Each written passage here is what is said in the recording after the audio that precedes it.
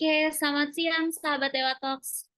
Balik lagi sama aku Jovanka yang menjadi host untuk webinar pada siang hari ini. Nah, ini seputar informasi terkait Dewa Talks pada siang hari ini, teman-teman. Topik yang diangkat adalah website dan development, dan untuk judulnya sendiri adalah WordPress FAQ. Jadi, untuk Dewa Talks pada siang hari ini, kita konsepnya lebih ke talk show. Buat teman-teman yang bingung, mungkin ada beberapa pertanyaan seputar WordPress yang mungkin belum terjawab sama teman-teman atau teman-teman lagi belajar nih menggunakan WordPress, boleh langsung kasih pertanyaan teman-teman, drop pertanyaan teman-teman di kolom Q&A atau di kolom live chat. Nanti akan dibantu dijelaskan oleh pembicara kita pada siang hari ini, yaitu Mas Satrio Subroto, CEO dari PT Teknologi Satrio Media atau Teknosat Media. Oke, pertanyaan pertama, kita mau tahu nih Mas Satrio, apa sih perbedaan antara WordPress.com dan WordPress.org? Apakah ini suatu Oke. hal yang sama atau yang berbeda? Silakan Mas Satrio. Ya, jadi kalau terkait dengan hal tersebut, sebetulnya sangat mendasarnya sangat berbeda ya. Jadi kalau di WordPress.com itu adalah layanan hosting WordPress yang dikelola dari si Automatic atau perusahaan yang mengembangkan WordPress. Kita bisa menggunakan layanan di sana, ada mulai dari yang blog gratis. Kita coba buka ke websitenya. Oke, sudah ada ya. Jadi di WordPress.com ini untuk para pemula yang mau belajar menggunakan WordPress, disarankan menggunakan layanan dari WordPress.com. Ingat domainnya WordPress.com, ekstensinya .com. Di sini kita gunakan layanannya sebatas sampai ke dashboard, yaitu halaman pengelolaan website menggunakan WordPress. Nah, dari yang free itu udah cukup baik fitur-fiturnya. Di halaman ini ya, tampil ada paket-paket layanan dari mereka. Dari yang free dengan spesifikasinya di sini ada. Biasanya kalau mau belajar itu bisa pakai yang free-nya dulu sih dengan storage 1 GB ya. Di sini ada storage 1 GB. Jadi bisa bebas menggunakannya untuk belajar mengenali apa yang namanya lingkungan dari dashboard si WordPress. Jadi buat belajar memilih tema itu ya, belajar untuk mengupdate atau mengatur tema tampilan websitenya, kemudian juga belajar membuat halaman dan juga membuat posting berita.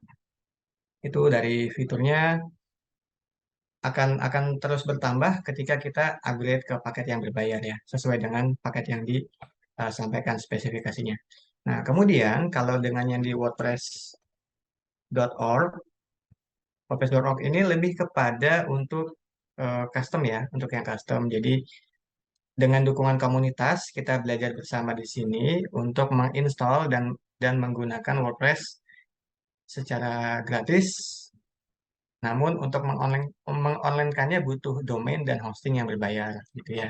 Jadi bedanya kalau hosting yang di .com, WordPress.com itu pakai hostingnya si WordPress. Tapi kalau yang di WordPress.org kita dapat source code-nya. Kita dapat source code-nya dari halaman uh, extend, ada themes, ada plugins, dan kalau untuk yang si core-nya yang utamanya adanya di sini. Get WordPress untuk installer WordPress-nya. Gitu. Jadi dua-duanya bisa dimulai dengan yang gratis. Kalau mau pakai yang WordPress.org bisa coba pakai hosting gratis, namun keterbatasan dari hosting gratis itu nanti jadi kendala teman-teman juga untuk belajar seperti itu. Jadi kurang lebih seperti itu sih perbedaan yang WordPress.org dengan WordPress.com. Oke, thank you Mas Satrio untuk Oke. jawabannya. Kita lanjut ke next question. Oke, ini untuk pertanyaan kedua nih Mas Satrio. Hmm. Bagaimana sih cara memilih tema yang sesuai untuk situs WordPress WordPress saya? Mungkin spesifiknya bisnisnya bisa bermacam-macam ya sebenarnya sih Mas. Ya, Mungkin let's say bisnisnya itu F&B Mas Satrio. Mungkin boleh dibantu oke. temanya. Kalau untuk pemilihan tema, sebentar kita share screen lagi.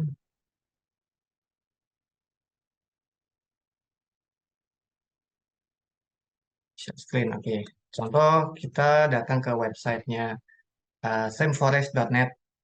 Di sini marketplace yang menyediakan berbagai pilihan eh, tema untuk WordPress dan CMS lainnya. Dari halaman ini kita bisa menuju ke bagian kategori WordPress, lalu kita bisa cari untuk jenis-jenisnya di sini ya. Coba kita pilih dulu untuk yang WordPress, kita klik. Kemudian kita bisa cari kategorinya. Kategorinya mungkin ketik aja restoran. Nah, restoran kita search.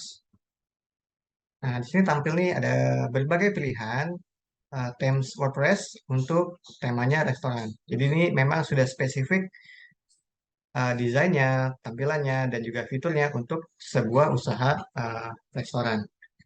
Kemudian kalau mau ke kategori yang lain, misalnya mau ke hotels atau hotels misalnya, hotel booking ya. Berarti ini websitenya temanya untuk hotel berikut dengan fitur booking.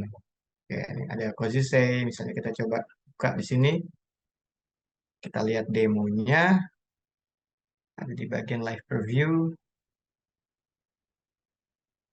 Tampilkah previewnya? Apa? Sudah terlihat, Mas. Oke, tampil previewnya ya. Oke, jadi tampilannya seperti ini. Sebentar load gambarnya. Oke, tampilannya ada di bagian sini salah satunya. View demo. Demo coba yang tengah ya. Boutique Resort. Oh, oh ya. Coba yang hotel di pegunungan. Ini ada Cozy Stay untuk tema penginapan di pegunungan. Jadi secara paket dari download tema ini biasanya sudah dengan gambar-gambar dari materi konten demonya. Jadi teman-teman kalau misalkan sudah beli tem tersebut, kalau kita tidak menggunakan fitur install demo konten, maka layoutnya itu harus kita develop dari nol menggunakan fitur yang tersedia di tem tersebut.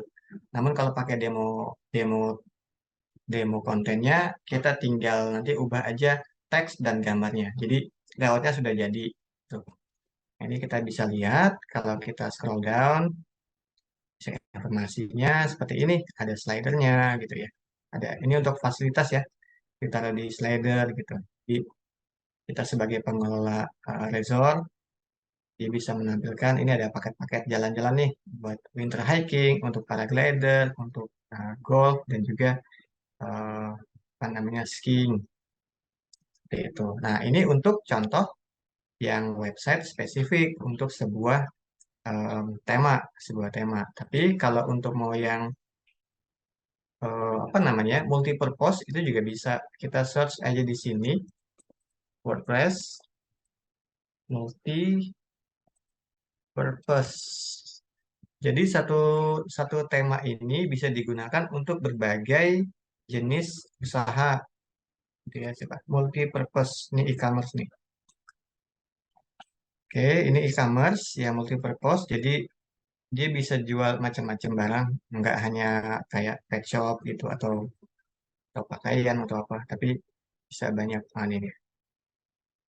Responsive WordPress multi-purpose theme. Ini dia lebih kepada yang casual ya. Jadi logo, menu, kemudian konten, maunya nggak jalan. Coba cari yang lain deh theme-nya. Contoh, misalnya saya pakai ini deh. Contoh yang real saya pakai itu yang multi-purpose adalah Clean Start, Clean Start theme. Ini dari 2015 saya gunakan. Contohnya ada di website alharaki.sch.id. Oke, ini websitenya. Kita bandingkan dengan yang ada di demo. Ini yang WordPress ya. Kita buka demonya dibandingkan dengan yang kita gunakan dari theme yang sama. Oke, ini clean start ya. Basicnya seperti ini sih, simple dan dia modern. Lalu kemudian ketika kita sudah bisa mengeksplor konten, nah, kita bisa buat untuk website sekolah. Nah, di sini ada nih slidernya pakai video. Videonya pakai slider revolution. Kemudian ke scroll, ini ada icon-icon, ada konten-konten yang lainnya, ada banner, ini ada slider lagi. Kemudian ada latest post-nya di bawah. Nah, ini ada slidernya. Berbeda dengan yang demo. Demo ini kan simple ya. Tergantung bagaimana kita bisa mengeksplorasinya. Kira-kira seperti itu Mbak Jovanka dan sahabat Dewa Web. Oke, thank you Mas Satrio untuk penjelasannya. Kita lanjut ke pertanyaan ketiga. Oke, untuk pertanyaan tiga adalah bagaimana cara mengoptimalkan situs WordPress untuk kecepatan dan kinerja yang lebih baik? Apakah harus menggunakan plugin? Boleh dibantu Mas Satrio, silakan. Oke, jadi saya jelaskan dulu kalau untuk mengoptimalkan ya, mengoptimalkan situs WordPress untuk kecepatan dan kinerja yang baik. Pertama, tentunya kita harus menggunakan layanan hosting yang layanannya prima, baik dari sisi proses di server hingga data tampilan website itu dapat tersampaikan ke pengunjung websitenya. Kemudian itu nanti kaitannya dengan TTFB. TTFB itu singkatan dari Time to First Byte. Jadi server yang baik, yang spesifikasi hardware-nya bagus, network-nya bagus, data center juga dikelola dengan baik, maka dia dapat mentransfer byte pertama itu dengan sangat waktu yang singkat. Itu nanti kaitannya dengan Core Web Vital. Nah, selain itu juga untuk yang poin kedua, mengoptimalkan situs WordPress untuk kecepatannya dengan cara mengoptimasi konten, terutama untuk gambar. Jadi kalau untuk gambar, sebaiknya gunakan ekstensinya WebP. Karena kalau dibandingkan dengan JPEG dan PNG, maka WebP ini punya keunggulan, yaitu dia bisa memberikan gambar dengan kualitas gambar yang tajam, seperti PNG, tetapi ketika kita convert dari PNG dan JPEG menjadi WebP, itu dia punya apa namanya file size dalam satuan byte atau kilobyte itu akan lebih rendah, lebih rendah. Jadi ibaratnya kualitasnya setinggi PNG tapi kilobyte-nya lebih rendah atau sama dengan si versi JPEG-nya. Seperti itu. Kemudian poin yang ketiga, kita mengupload gambar sesuai dengan kebutuhan. Nah, ini biasanya kaitannya dengan dimensi. Nah, dimensi ini misalnya ketika sebuah layout itu kita tidak pakai full width ya, kita nggak pakai full layar, nggak lebar. Tetapi misalnya sebelah kanan ada di halaman blog, sebelah kanan ada sidebar, sebelah kirinya itu baru konten. Nah, sebaiknya jangan diupload selebar monitor minimum monitor pada saat ini 1366 pixel, tetapi setidaknya 2/3-nya itu sehingga dia lebar untuk sisi kontennya saja. Itu bisa diakali seperti itu. Kemudian poin yang berikutnya ada pada jika ada konten video. Nah, konten video sebaiknya jangan diupload ke layanan hosting kita, kecuali memang layanan hosting kita itu spesifik atau memang sudah dibuat, dirancang untuk video streaming, gitu ya. Jadi sebaiknya diupload dulu ke YouTube lalu di embed. Nah, contohnya di websitenya Alharaki tadi ya, tadi kita sudah lihat mengembed video lalu ditariknya dengan plugin Slider Revolution. Jadi tampilan websitenya itu akan lebih hidup tanpa mengorbankan kecepatan websitenya. Kemudian untuk yang plugin saya sarankan pakai plugin Cache. Plugin Cache bisa pakai WP Fastest Cache karena dia nanti bisa dikoneksikan dengan akun Cloudflare kita dengan tujuan nanti cache cache yang ada di server hostingnya akan dikirim ke Cloudflare. Nanti Cloudflare yang akan mengirimkan cache itu, tampilan cache-nya kepada visitornya kita. Atau pilihan lain, gunakan plugin Lightspeed Cache. Plugin Lightspeed Cache ini eh, sangat direkomendasikan untuk para pengguna layanan hosting yang menggunakan Lightspeed server. Lightspeed server itu teknologi yang paling mutakhir untuk memproses website, terutama untuk memproses halaman PHP sehingga lebih cepat. Jadi kalau mau bandingkan teknologinya, dulu tuh ada namanya Apache, ya Apache, Apache Web Server. Kemudian ada teknologi yang baru, Nginx. Nah, Nginx ini kurang lebih saya lihat dari berbagai tutorial, yaitu 2,5 kali lebih cepat memproses website untuk tampil, 2,5 kali lebih cepat dibandingkan Apache. Nah, sementara si Lightspeed ini 10 kali lebih cepat dibandingkan dengan Apache. Jadi misalnya kayak di Dewa Web tuh sudah pakai Lightspeed, itu sangat rekomendasi untuk digunakan sebagai layanan web hosting. Kira-kira 5 poin itu sudah cukup untuk teman-teman yang mau belajar WordPress mengoptimalkan kecepatan dan kinerja yang baik. Jadi berbagai aspek dari server, dari konten, dan juga dari case itu harus dipertimbangkan dengan seksama. Demikian. Oke. Terima kasih Mas Satrio untuk penjelasannya. Nah, buat Siap, teman-teman yang sama-sama. mungkin aku mengingatkan lagi buat teman-teman yang mungkin ada pertanyaan terkait WordPress, boleh langsung drop pertanyaan teman-teman di kolom Q&A buat teman-teman yang di Zoom atau di kolom live chat buat teman-teman yang join di YouTube. Oke, tadi sudah sampai pertanyaan ketiga, kita lanjut ke pertanyaan selanjutnya. Oke, pertanyaan keempat yaitu apa itu Gutenberg Editor dan bagaimana cara menggunakannya? Gutenberg. Oke, sambil demo ya. Saya bikin halaman baru untuk demo. Saya share screen juga.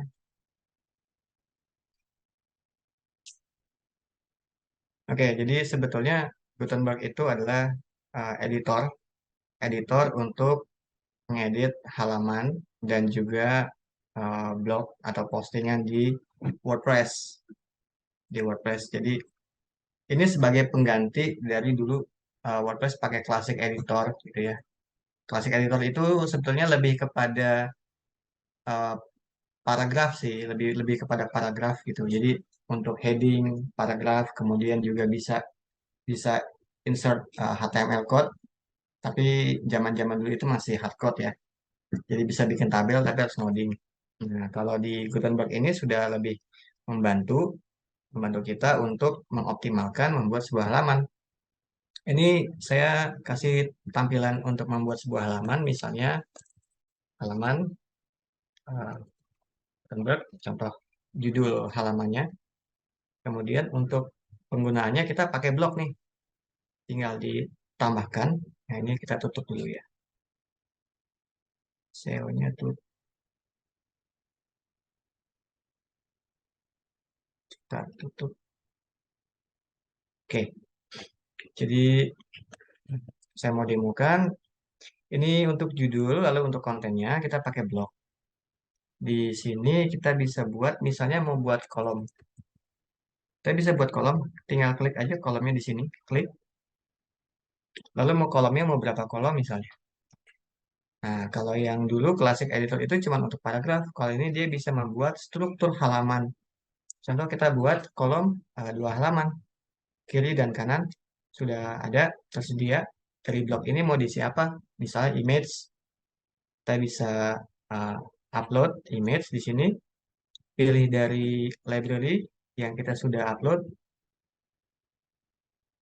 lalu kemudian di sisi kanan kita klik, kita tambahkan blok, kita masukkan paragraf, paragraf, kita contoh pakai Lorem Ipsum ya. Kita nggak perlu ngoding lagi nih untuk buat sebuah layout menggunakan Gutenberg. Lorem Ipsum, kita salin dari sini sebagai contoh paragraf aja. Nah, tadi. Mana halamannya? Lupa. Oh, ini dia. Ini paragrafnya. Oke, terus kita bisa publish misalnya. Kita publish, lalu kita view page. Oke. Nah, kemudian jadilah di sini. Ini sisi kiri, ini sisi kanan. Contoh lagi, kita back, mau nambahkan tabel misalnya. Tabel mirip-mirip sih sama kolom. Misalkan kita tambah blok yang lain ya. Blok yang lain misalnya hanya untuk image. Kalau hanya untuk image, kita pilih gambar. Hanya untuk image-nya mau besar ya, full width. Kita pilih yang landscape. Oke, yang landscape ini ada ajang makan-makan. Nah, kita bisa masukkan di sini. Oh, ini bisa di-update. Kemudian kita lihat hasil dari tampilannya. Ini Mbak Gigi lagi makan. Nah, jadi tadi yang kita buat ada dua kolom kiri kanan, lalu di bawahnya kita masukkan blok. Bloknya bloknya BLOCK ya, bukan BLOG. Blok image. Jadi full satu halaman ini, satu sisi konten ini full konten. Kemudian misal kita tambahkan lagi paragraf di bawahnya, kita tambahkan blok paragraf. Oke, blok paragraf di bagian bawahnya. Tinggal tambah lagi di sini, add block. Oke, di sini add block paragraf. Nah, di bagian ini kita paste. Nah, paste, ada dua blok yang beda, kita update. Oke, lalu kita view page-nya kembali. Nah, ini contohnya, tadi ada dua kolom, lalu ada full width image, lalu ada full width dua blok paragraf. Nah, kira-kira seperti itu. Nanti kalau mau lebih explore, bisa belajar dulu di wordpress.com. Kemudian jika sudah ready, bisa langsung download installer WordPress-nya dari wordpress.org dan gunakan hostingnya di DewaWeb. Oke, siap. Terima kasih Mas Satrio untuk penjelasannya dan Siap. untuk rekomendasinya juga. Oke, next kita lanjut ke pertanyaan selanjutnya karena masih ada banyak pertanyaan lagi. Kita lanjut ke pertanyaan kelima. Bagaimana cara menggunakan tools analisis dan statistik untuk melacak kinerja situs WordPress? Apakah ada rekomendasi mungkin dari Mas Satrio? Silakan. Oke. Tools analisis ya. Sebentar.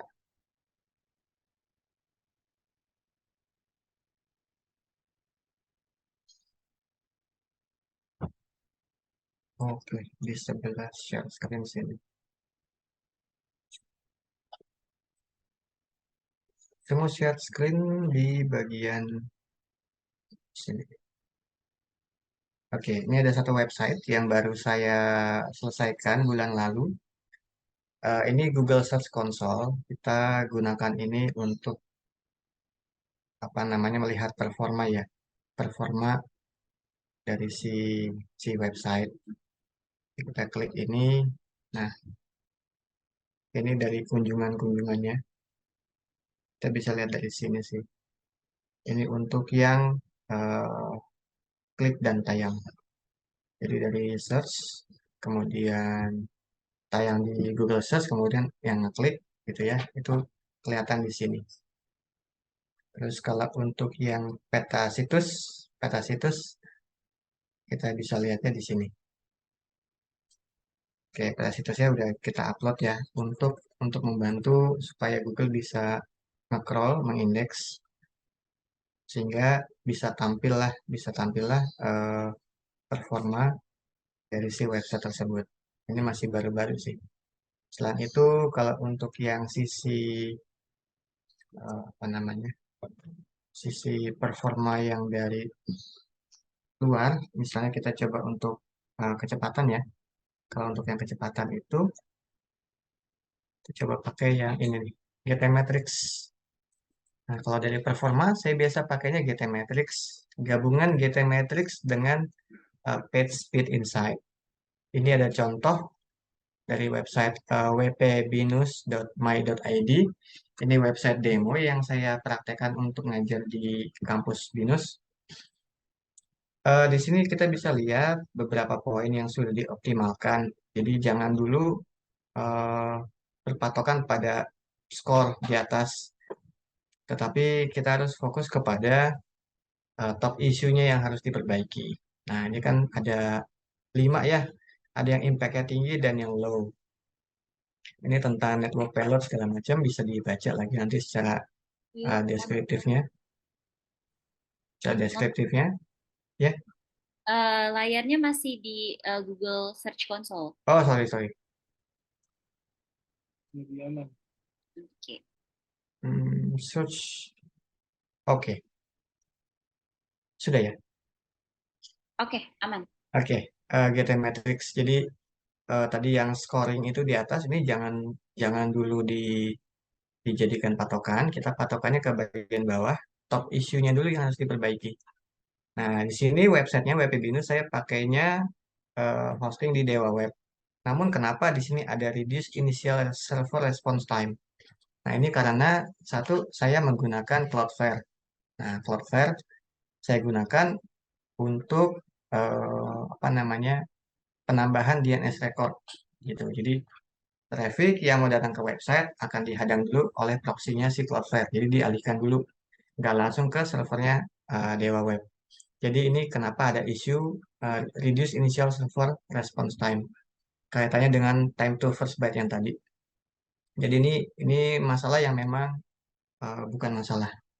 Jadi kalau kita udah uh, optimalkan, kemudian baru nanti otomatis di performa dan strukturnya dia akan membaik. Nah, patokannya juga untuk benchmarknya di LCP, TBT, dan CLS ini harus dibaca dan pahami. Aim-nya sebisa mungkin skornya 0,1 atau kurang. TBT-nya itu harus bisa kurang lebih 150 milisecond ya untuk dapatkan apa namanya konten yang bisa cepat didapat dari server. Kemudian ini untuk largest content element, jadi sebisa mungkin dekat-dekat ke 1,2 atau lebih rendah. Sementara kalau dibandingkan dengan si PageSpeed Insight, ini memang yang mobile-nya belum dioptimalkan, tapi di desktopnya juga udah main sih. Masih banyak poin yang harus diperbaiki lagi, tapi setidaknya ketika si pengunjung datang ke website itu udah lebih baik. Kira-kira seperti itu untuk menganalisa kinerja atau performa sebuah website. Nah, jadi kalau websitenya ini udah cepat diakses, nanti kaitannya dengan yang tadi di Google Analytics dan Google Search Console itu perlu dibaca juga untuk soal traffic dan apa namanya fungsionalitas tiap URL-nya. Kalau ada masalah di URL mana nanti di Google Search Console bisa tampil tuh ada warning-warningnya. Seperti itu. Oke, thank you Mas Satrio untuk penjelasannya. Semoga menjawab ya teman-teman. Nextnya pertanyaan ke-6.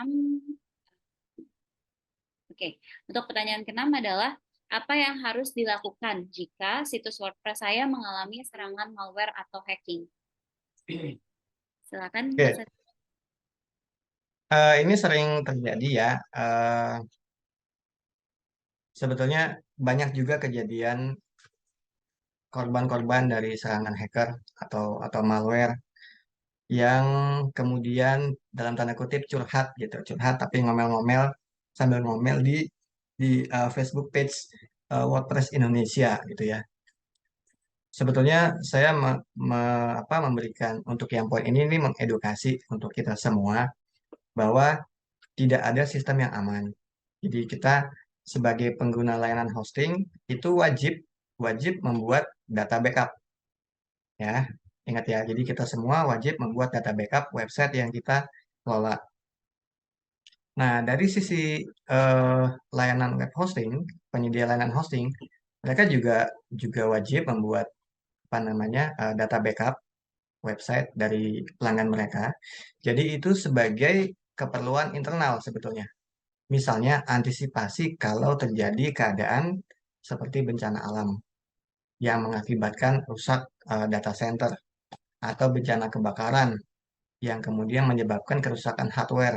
Nah, tempo hari kita pernah dengar berita kebakaran di gedung cyber ya, dan itu eh, banyak dampak yang apa namanya ditimbulkan dari bencana kebakaran. Siapapun kan nggak mau eh, apa namanya mengalami bencana ya. Jadi memang harus masing-masing dari kita membuat data backup. Masalahnya adalah ketika mereka yang belum teredukasi dengan baik, yang belum paham bahwa tanggung jawab user untuk membuat data backupnya justru malah secara secara liar menyalahkan kepada pihak provider hostingnya saja gitu. Padahal data backup tanggung jawab penggunanya juga.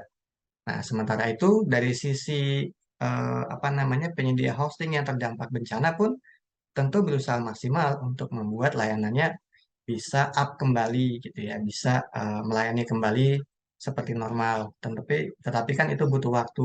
Tuh, sehingga ketika itu proses sedang berjalan, kemudian eh, orang-orang atau oknum yang belum teredukasi itu ngomel-ngomel ya itu hanya untuk memperkeruh keadaan saja, itu tidak ada manfaatnya gitu. Jadi memang sebaiknya itu pentingnya data data backup kita buat. Kemudian perlu dipahami data backup itu adalah opsi terakhir. Opsi terakhir. Jadi misalkan WordPress kita kena virus, kena malware, teman-teman bisa pakai plugin uh, WordFence. Gitu ya. WordFence itu ada fitur untuk scan malware di websitenya. Saya akan share screen.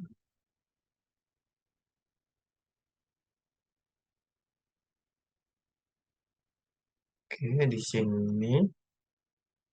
Oke, WordFence. Oke, di sini WordFence plugin. WordFence plugin. Oke, ini URL-nya di wordpress.org untuk WordFence. Jadi teman-teman bisa pakai ini untuk scan malware.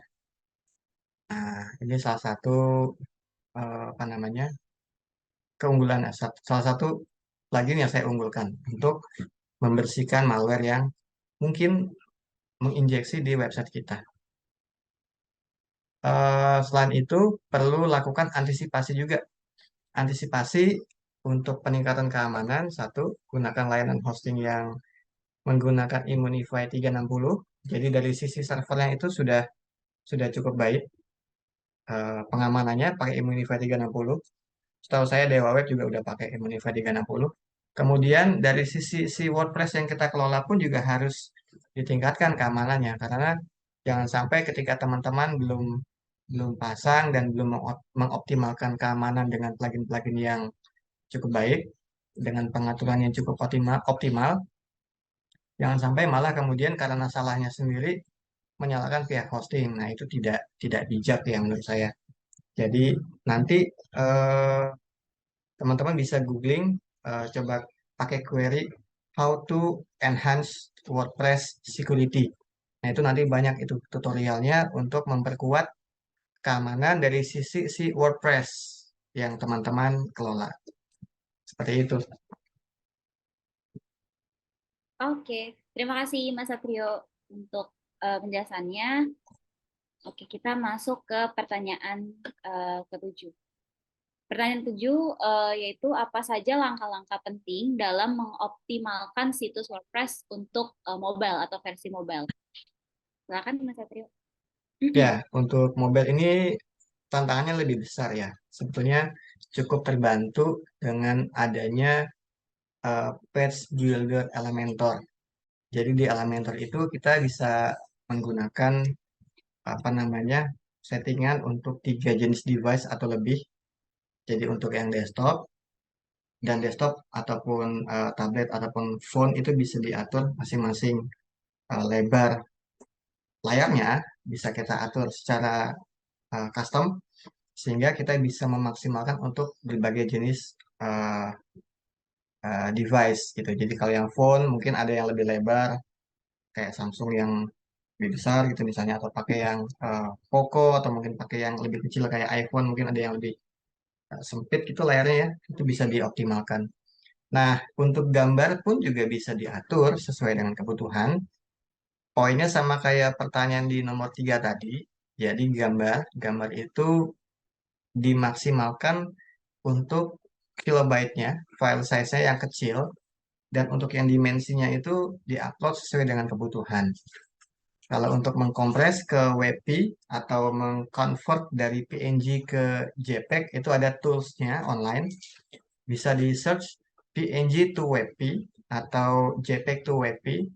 Atau kalau mau yang secara manual bisa pakai pakai GIMP. GIMP itu mirip-mirip Photoshop tapi free based on Linux tapi bisa ada yang versi Windows dan iMac-nya juga. Datang ke websitenya itu di GIMP. Sebentar, coba saya cari dulu nanti saya share screen. Oke, gimp.org. Saya share screen. GIMP ini mirip Photoshop. Pengguna Windows mungkin lebih mudah nih, bisa langsung download nih yang ini 2.10.3.4 versi yang terbaru. Kemudian downloadnya dari yang directly servernya si GIMP. Ketika udah download, package installer diinstal. Nanti ketika dijalankan dia akan menjadi seperti ini, kita ketik. Saya juga pakai GIMP soalnya di sini. Tampilan GIMP ini mirip dengan Photoshop.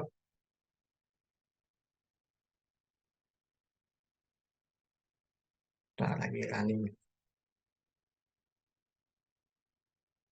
GIMP. Oke, ini bisa di download nanti teman-teman ya. Coba download dari gym.org. Oke, ini aplikasinya lagi jalan, ada dua. Saya stop share dulu deh. Stop share. Saya share ke screen. Share screen. Oke, ya tampil ya. Ini tampilannya gym. Jadi misalnya nih, saya mau buka foto dari desktop. Nah, foto yang ini, foto banner acara ini, kita klik kanan, pilih properties. Ini kan pakai JPEG ya, JPEG 233 kilobyte. Oke, saya mau klik kanan, open with Gym. Oke, kita ekspor, langsung coba ekspor file, ekspor as, nah, ini kasihnya namanya banner.wp, save-nya di desktop. Kompresinya bisa diatur. Ini saya pilih ke 95 supaya nggak begitu blur.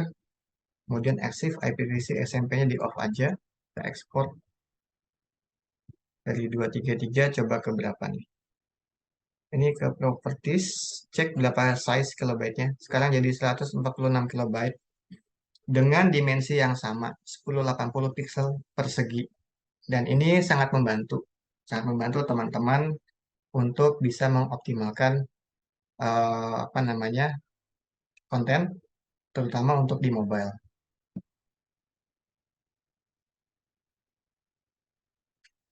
Oke, terima kasih Mas Satrio untuk rekomendasi ya. Semoga membantu ya teman-teman. Next ya, ada pertanyaan ke-8. Kita masuk ke pertanyaan 8. Apa yang harus diperhatikan ketika memilih penyedia hosting khusus untuk WordPress? Oke, pertama kita harus lihat dulu ya, spesifikasi paket layanannya itu harus yang sesuai kebutuhan. Nah, misalnya saya kasih contoh nih, saya share screen lagi ke bagian admin. Oke, admin sini. Share screen ke WordPress dashboard. Oke, tadi website yang buat demo halaman Gutenberg. Oke, ini dia pakai theme-nya theme newspaper. Newspaper 12 khusus untuk website berita. Kemudian di bagian dashboardnya si theme newspaper, dia ada kebutuhan nih. Nah, ini mesti dipelajari dulu nih, lihat sistem status. Kita butuh PHP versionnya versi berapa. Kemudian WP memory limitnya berapa? 256. Lalu PHP execution time-nya di mana? Gitu ya. Jadi ini harus kita pahami. Ini ada settingan-settingannya yang juga harus disediakan oleh pihak provider hosting.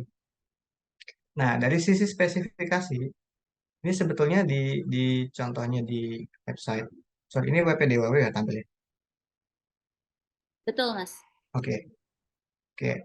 Kita harus memilih, mempelajari dari masing-masing spesifikasi yang ada. Nah, harus belajar nih. Contohnya gini, kita punya handphone yang kemarin kita pakai, eh, apa namanya, perangkatnya dengan sekarang perangkat yang baru kan tentu kita nyarinya CPU dan memorinya yang lebih besar gitu ya, juga storage penyimpanan data juga lebih besar.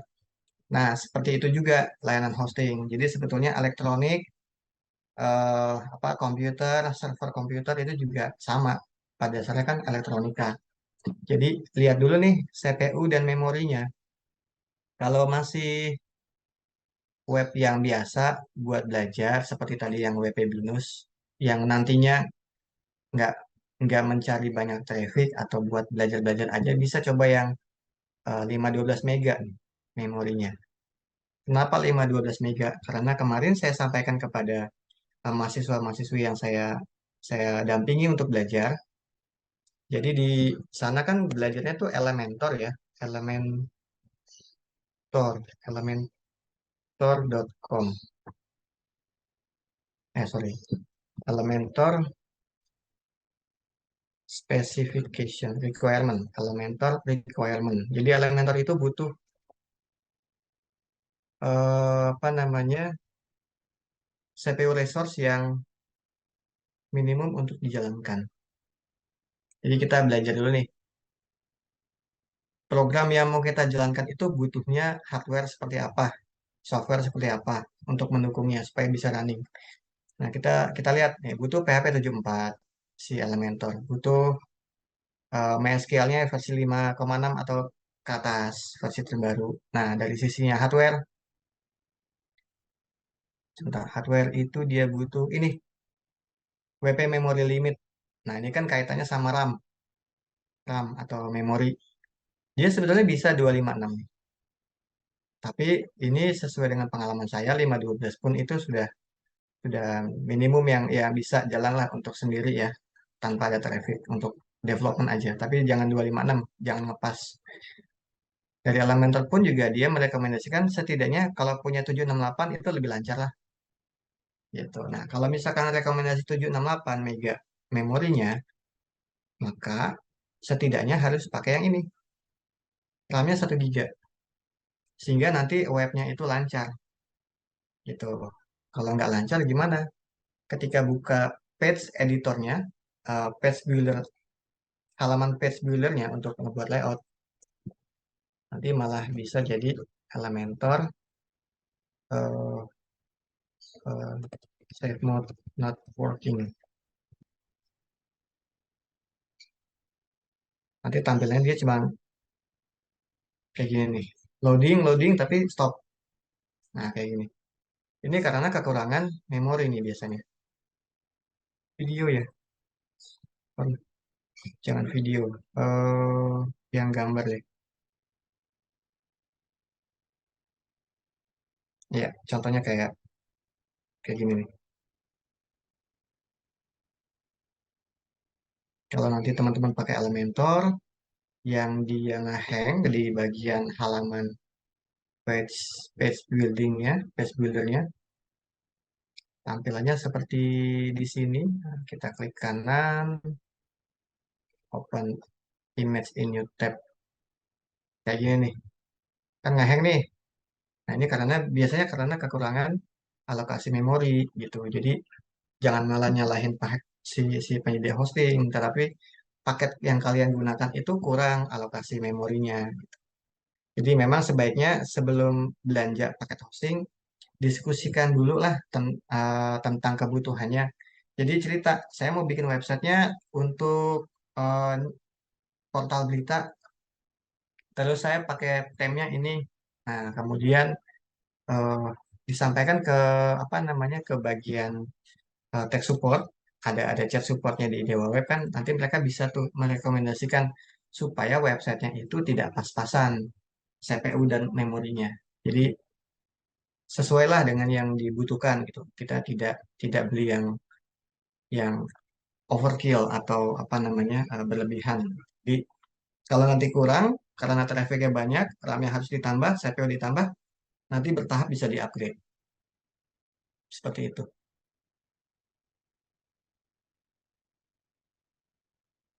Oke, terima kasih Mas Satrio untuk Ya, penjelasannya. Kita lanjut ke next question. Pertanyaan ke-9.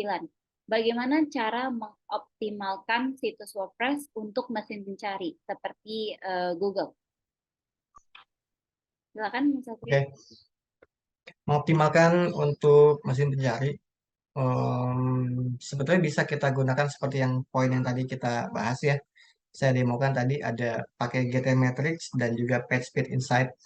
Itu kemudian kita optimasi kontennya sampai ke sampai kepada isu-isunya itu sudah diselesaikan dengan baik sehingga skornya juga akan meningkat. Jadi yang paling gampang sih seperti itu, kombinasi antara GTmetrix dan PageSpeed Insight. Nah, jadi mesin pencari itu salah satu signal yang di apa dinilai adalah kecepatan websitenya kita. Itu nanti itu akan jadi penambah poin supaya kita mudah untuk diindeks dan juga ke depannya lebih baik dan lebih mudah untuk dioptimasi SEO-nya. Seperti itu. Oke, terima kasih Mas Satrio untuk penjelasannya. Kita langsung next ke pertanyaan ke-10. Apa Hmm. yang harus diperhatikan ketika memilih dan menginstal tema premium dari WordPress? Oke, dengan tema premium ya. Tema premium kita coba cek lagi ke websitenya themeforest.net. Saya akan share screen lagi. WordPress theme yang premium. Oke, premium itu dalam artian theme yang berbayar ya, yang udah jadi. Contoh sebagai bahan belajar, theme yang saya gunakan misalnya ini, Clean Start. Kita coba klik Clean Start. Yang harus diperhatikan adalah dari si developer ini, theme ini sudah berapa banyak penjualannya. Oke, kemudian lihat juga dari si latest update kapan. Jadi jangan sampai terlalu jauh dari yang sekarang. Tapi kalau ini sih di temforest.net si CleanStart biasanya update sesuai dengan perkembangan yang dibutuhkan. Dia pertama kali dipublish CleanStart ini 2014, kemudian last update-nya Oktober 2022. Nah, ini hampir setahun ya. Tetapi dia masih update sampai sekarang dalam artian dia terus memantau update yang ada di WordPress core-nya gitu ya atau di plugins yang mereka mereka rekomendasikan di tab ini kayak Revolution Slider itu biasanya sih ngikutin ada update-nya nih di bagian bawah. Oke, mereka ngasih juga nih updatean si plugin page builder-nya, WP Bakery gitu ya, atau juga si framework dari temnya gitu. Mereka akan ngupdate selalu. Atau kalau mau yang lebih dekat sih, kalau mau yang lebih dekat untuk si tem newspaper bisa juga sebagai contoh newspaper 12 website yang saya gunakan untuk ini, Ryan Hasanah. Nah, di sini dia penjualnya sampai ke 137.640-an. Oke, jadi ini memang temnya recommended karena dia laris, banyak yang menggunakan dari si developernya, TechDiv. Publish awal 2013, latest update-nya Oktober 2023. Nah, ini yang sebaiknya dicari adalah yang dekat dengan tanggal-tanggal sekarang. Sekarang kan tanggal 6 November ya, 2023. Berarti ini baru sekitar kurang lebih 1 bulan. Ini yang salah satu indikasi yang recommended untuk kita gunakan. Seperti itu. Oke, kita next ke pertanyaan selanjutnya.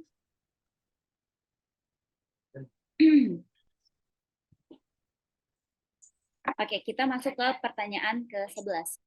Apa itu pengindeksan mesin pencari dan bagaimana cara memastikan bahwa situs WordPress terindeks dengan baik oleh mesin pencari? Oke, pengindeksan.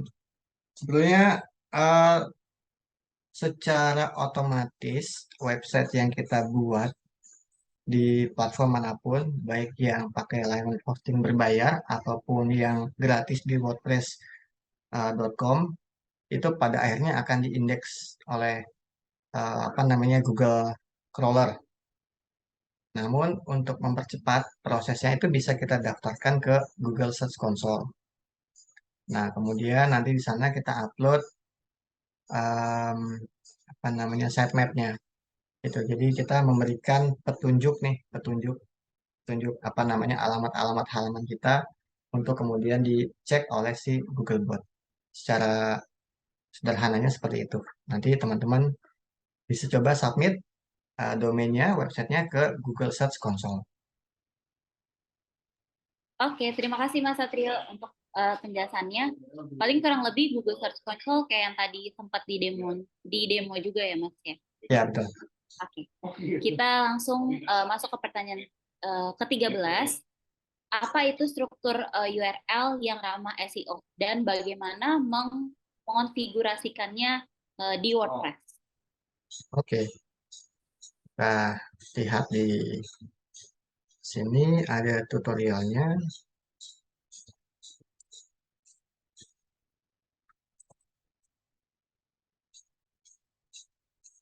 Share screen kembali. Oke, saya kutip dari websitenya Yoast SEO tentang WordPress SEO permaling ya, struktur URL yang baik untuk SEO. Jadi disampaikan di sini yang strukturnya seperti ini. Code-nya post name dan dengan kategori. Diawali dengan kategori. Jadi kategori garis miring post name. Itu ya. Contohnya di halaman ini. Nah, kita pilih salah satu. Di sini klik yang event, klik di event, kemudian sebentar, mana sih halaman? Oke, sebentar. Ini di bagian sini ke settings. Pengaturannya ada di bagian settings. Settings permalinks. Nah, permalinksnya dipilih yang post name. Jadi strukturnya itu domain garis miring URL si halamannya tersebut. Itu sama seperti yang ada di Yoast. Nah, kayak gini nih contohnya. Domain garis miring URL langsung. Jadi tidak gunakan tanggal, tidak diawali dengan hal-hal lain ya, tanggal, bulan, tahun. Nah, ini tidak direkomendasikan, jadi gunakan yang post name. Gitu, jadi tinggal defaultnya kan plain, kita ubah aja ke post name, kemudian kita save. Nanti setelah itu setiap kali kita buat page dan post, maka strukturnya akan seperti ini. Gitu. Ini bisa dilihat juga nih, domain garis miring, ini ada URL-nya si halaman tersebut ya. Jadi ini tentang sukses digelar, tentang kreativitas modis fashion. Nah, ini dia. URL slug-nya ngikut dari si judul biasanya. Secara defaultnya begitu.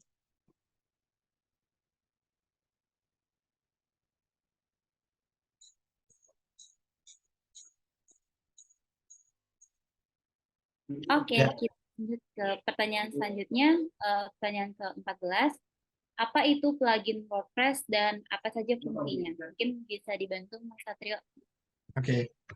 Jadi ini konteksnya adalah menggunakan plugin affiliates ya, plugin affiliates yang bisa kita pasang di website WordPress yang kita gunakan. Nah, saya udah bantu search tadi di apa namanya di Google ada URL-nya di sini.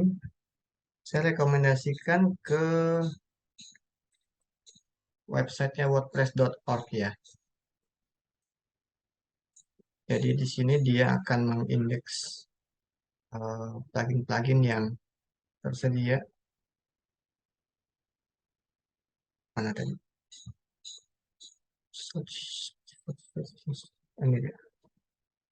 Oke, jadi ketika kita datang ke website wordpress.org, kita cari lewat menu extend, masuk ke menu plugins, kemudian kita search dengan pencarian affiliates, kita search aja.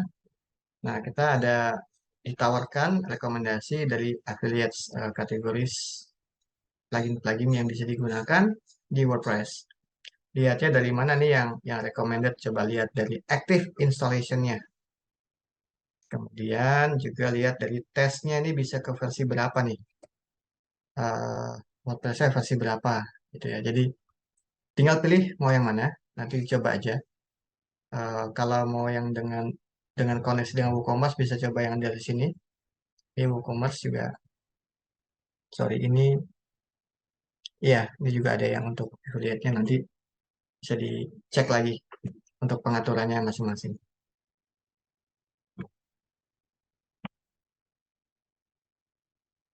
Oke, terima kasih Mas Satrio untuk jawabannya. Sekarang kita masuk ke pertanyaan terakhir yang ada dari form ya Mas Satrio. Yap. Ini pertanyaan terakhir, pertanyaan ke-15. Apa yang harus diperhatikan dalam memilih dan mengelola penyedia hosting WordPress yang handal? Oke. Secara garis besar tadi udah disampaikan sih. Yang pertama adalah spesifikasi paket layanan yang sesuai dengan kebutuhan. Kemudian gunakan layanan yang sudah menggunakan Lightspeed Server supaya memproses script PHP-nya lebih cepat sehingga webnya cepat untuk juga ditampilkan. Kemudian pilih lokasi server yang sesuai dengan target pengunjung. Misalnya kita pengen buat website ini untuk pembaca di Indonesia, maka gunakanlah server yang lokasinya di Indonesia. Atau misalkan bisa meluas lagi ke skala Asia, gunakan di Singapura. Kalau nggak salah Dewa Web ada lokasi di Indonesia dan Singapura kalau nggak salah. Itu bisa dipilih sesuai dengan kebutuhan. Kemudian juga dukungan teknis. Nah, dukungan teknis ini bisa tanya-tanya dulu awalnya lewat chat support. Namun ketika sudah berlangganan, kalau ada kendala, silakan bikin tiket support. Kenapa harus tiket support? Supaya tercatat apa namanya apa ya secara komunikasi tercatat runtutannya dari awal sampai akhir sehingga ketika nanti misalnya ini adalah sebuah kasus yang butuh waktu agak lama menyelesaikannya. Jadi setiap anggota tim teknis yang berganti shift itu bisa memahami keadaannya secara utuh gitu. Jadi tiket support Anda jangan jangan malas bikin gitu. Jangan malas bikin karena itu lebih lebih bermanfaat dibanding langsung ke chat support karena chat support one by one ya. Nanti ganti shift ganti orang harus menjelaskan lagi dari awal. Itu jadi keunggulannya tiket support seperti itu. Kemudian layanan backup dari si penyedia hosting itu perlu. Kemudian eh, seolahraga harga itu relatif ya, ada harga ada rupa. Kemudian merek mana yang bagus, rekomendasi merek mana yang bagus, yaitu juga kembali kepada subjektif dari rasa percaya kita masing-masing sebagai pengguna dan berdasarkan pengalaman. Tapi perlu dipahami bahwa setahu saya di Dewa Web itu sudah ada sertifikasi kualitas layanan ISO 27001 yaitu untuk keamanan data. Itu. Jadi teman-teman bisa baca lebih lengkap spesifikasi dan poin-poin dari tips dalam memilih eh, dan mengelola penyedia hosting. Memilih penyedia hosting untuk WordPress yang handal. Seperti itu. Oke, thank you Mas Satrio untuk penjelasannya dan rekomendasinya. By the way guys, mungkin terkait isu ya, mungkin kalau misalkan teman-teman ada isu dengan penyedia hosting, kalau di Dewap kita ada garansi 90 hari duit kembali. Jadi itu mungkin bisa jadi informasi tambahan buat teman-teman. Misalkan memang layanan Dewap tidak sesuai dengan ekspektasi teman-teman, tapi aku berharap layanan Dewap bisa terus memuaskan customer Dewap. Oke, itu pertanyaan ada 15 pertanyaan tersebut sudah terjawab ya Mas Satrio.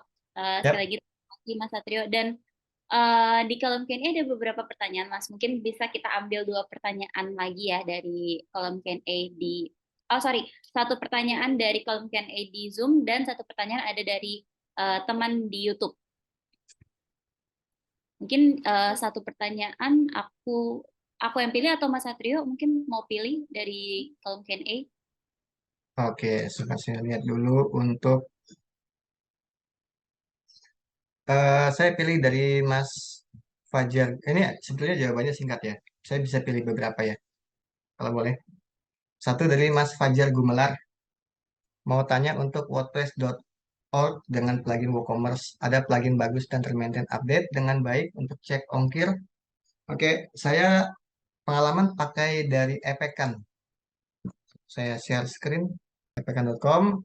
Dia sedia plugin. Plugin ini ketika diinstal, otomatis connect via API, harga-harga atau tarif ongkir untuk semua penyedia kurir ini ya. Jadi kita tinggal install aja, mereka otomatis update harga. Kemudian untuk harganya juga cukup ekonomis. Kalau mau yang kirim instan ada untuk Gosen. Ya ada Gosen juga. Ini bisa di sebagai rekomendasi. Kemudian tadi yang satu lagi dari Mas Anonymous Attendee, dia nanya nih cara buat user profile seperti di Dewa Web pakai plugin apa ya? Jadi loginnya pakai Google lalu masuk ke halaman registrasi untuk isi data. Oke, itu namanya SSO atau Single Sign-On. Contoh di websitenya Dewa Web ya, di account. Nah, ini ada login with Google gitu ya. Bisa coba ke sini, wordpress.org, kemudian ke bagian extend, ke bagian plugins, kemudian cari dengan ketik Single Sign-On. Nah, ini bisa dicoba salah satu-satu yang recommended coba mini orange. Kita pilih ini, lihat ke detailnya, single sign-on-nya seperti apa. Nah, ya, ada contohnya, ada demonya, nanti lihat aja di videonya. Seperti itu. Oke, terima kasih Mas Satrio. Semoga menjawab ya Kak Fajar dan Kak Ananda Stanley.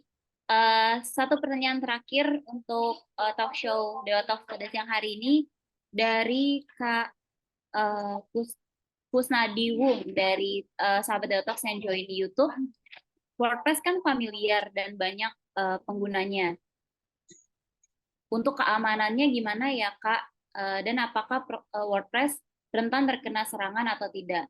Kalau rentan kena serangan, langkah-langkah apa saja yang harus dilakukan? Oke, sebetulnya WordPress itu banyak digunakan dan nggak perlu khawatir soal keamanan karena dari si komunitas developer baik untuk yang WordPress Core, WordPress Themes, dan WordPress plugin yang free itu senantiasa diupdate. Asalkan dari developer yang selalu apa namanya support gitu ya. Dari yang sisi berbayar tentu dia udah komit ketika kita langganan dia akan berikan layanan yang baik.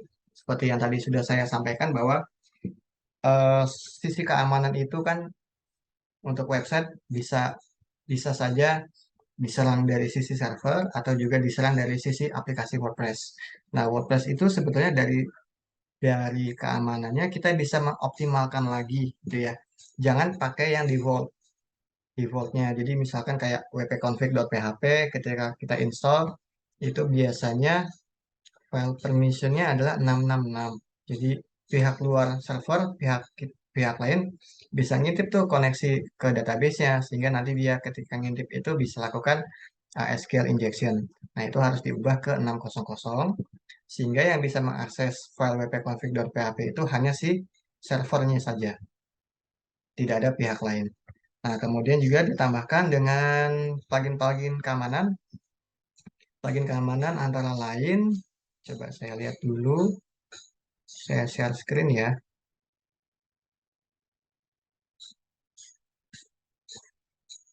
Plugin keamanan pertama untuk reCAPTCHA.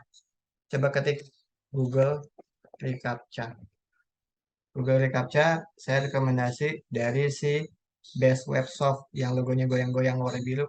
Nah, ini reCAPTCHA untuk mengantisipasi serangan apa namanya brute force attack ke halaman form, juga untuk mencegah adanya komentar atau spam. Jadi kolom kolom komentar kalian bisa diproteksi dengan reCAPTCHA untuk mencegah spam. Nah, kalau ada komentar di post itu juga di post harus di apa namanya di apa namanya di approve dulu ya sama admin. Jadi jangan langsung ditampilkan. Selain reCAPTCHA, untuk keamanan yang lain, saya rekomendasi itu, sebentar, dulu namanya iThemes, sekarang menjadi Solid WP. Solid WP. Dulu namanya Solid Security. Dulu namanya iThemes. Jadi di Solid Security ini dia anti brute force untuk serangan kombinasi kombinasi apa namanya untuk username dan password. Dia ada tamengnya. Kemudian dia juga bisa mengubah frase WP admin menjadi frase yang lain. Misalnya kita biasa loginnya itu domain slash WP strip admin. Nah, WP strip admin itu bisa kita ubah misalnya jadi bunga mawar atau ubah jadi angsa. Jadi loginnya itu domain garis miring angsa. Nah, itu bisa pakai plugin si Solid Security. Kemudian setelah itu ada lagi uh, WordFence, bisa pakai WordFence sebagai alternatifnya. Gitu. Em, jangan ragu soal keamanan. Sebetulnya kalau kita mengoptimalkannya dengan baik, bahwa website presiden.ri.go.id juga pakai WordPress, kemudian website cnn.com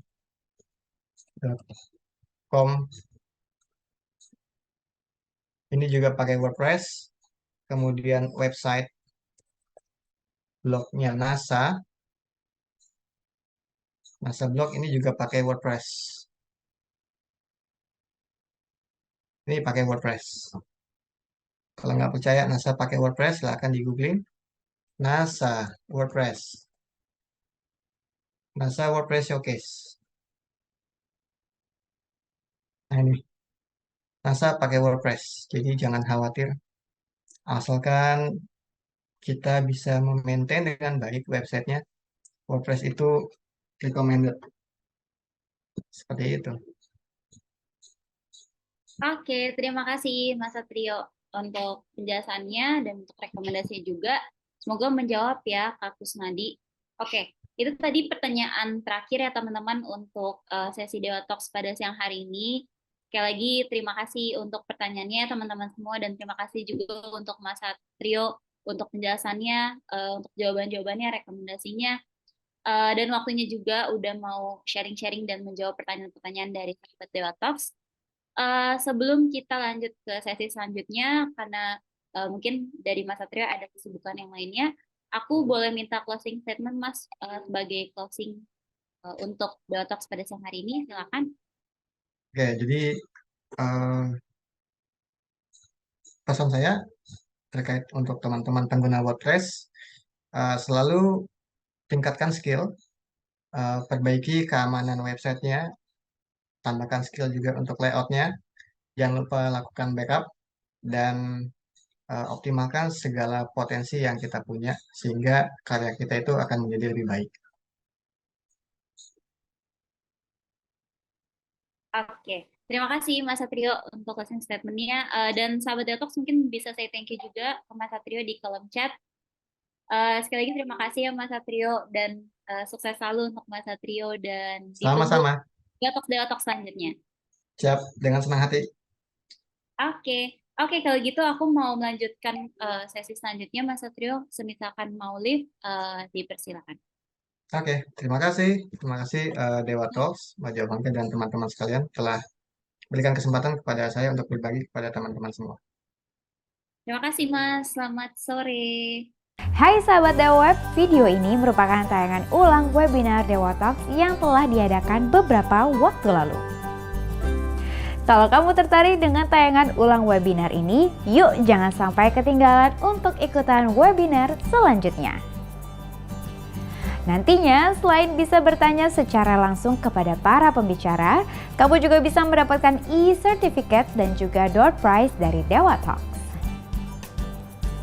Mau ikutan?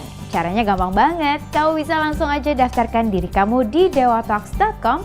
Setelah itu, kamu akan terdaftar sebagai peserta webinar Dewa Talks.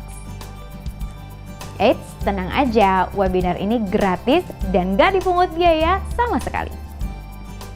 Tunggu apa lagi? Yuk, jangan sampai tinggalan dan aku tunggu kamu di webinar Dewa Talks selanjutnya. Cari hosting yang aman, Dewa